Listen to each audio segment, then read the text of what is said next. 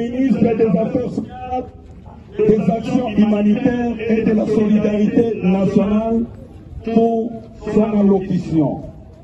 Et enfin, va venir le temps fort de notre cérémonie de séjour qui va être marquée par le discours de votre Excellence au nom du président de la République, chef de l'État, commandant suprême des forces armées de la République démocratique du Congo et de la police nationale congolaise.